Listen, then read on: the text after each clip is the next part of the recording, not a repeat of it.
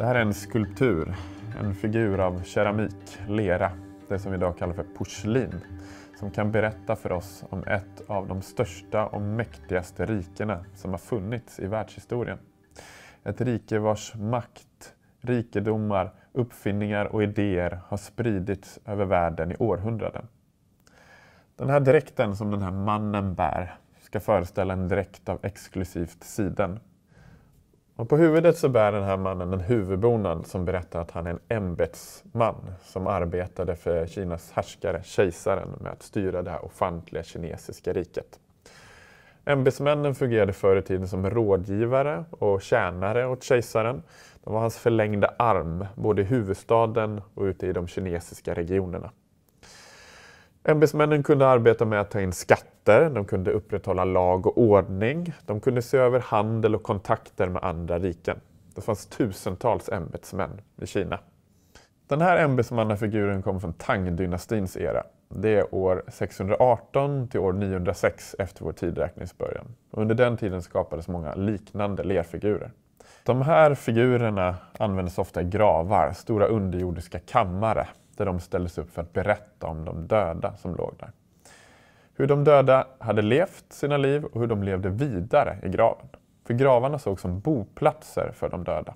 Och det var de anhöriga som efterlevandes uppgift att sköta om de här gravarna. Ta hand om dem, se över dem, då och då besöka de döda för att hedra dem.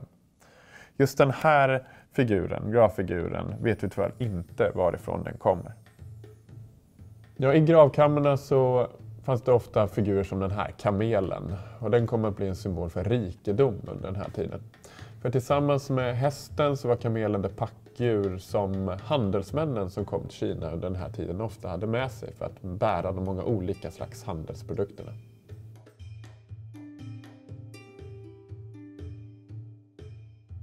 Och här ser vi rader av gravfigurer som är skäggväxt och sitt ofta ganska karikatyrartade och något lustiga uttryckssätt berättar för oss att det är utländska handelsmän.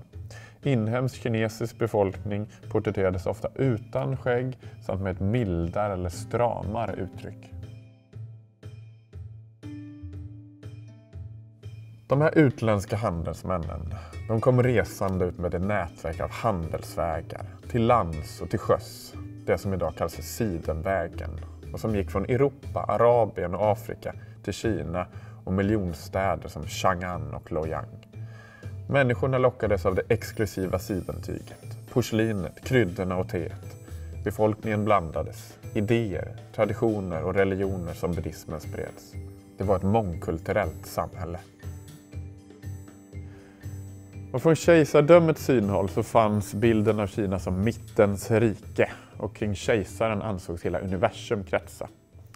Under Tang-dynastin kom migrationen ändå att förändra samhället. Samhället var i grunden mansdominerat, men under 600- och 700-talet kom elitens kvinnor att få en friare ställning.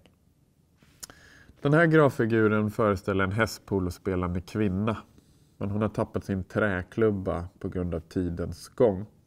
Den här sporten sägs inte ha praktiserats av kvinnor i någon stor skala före Tang-dynastin. Men på grund av influenserna från häst- och ryttarbaserade kulturer från Centralasien och Mongoliet så skapades en förändring. I skriftliga källor från Tang-dynastins era så talas det ofta om att kvinnorna kunde gå på ett öppnare sätt på gatan under den här tiden.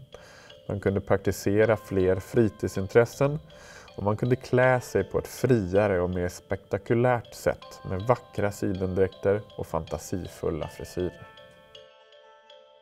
Under Tang-dynastins era kom bilden av Kina som ett mäktigt rike att växa sig allt starkare och spridas allt längre ut över världen. Under århundradena skulle förändringar ske invändigt och dynastier skulle komma och gå, men bilden skulle bestå. Våran bild av Kina är än idag stark. Allt har en historia.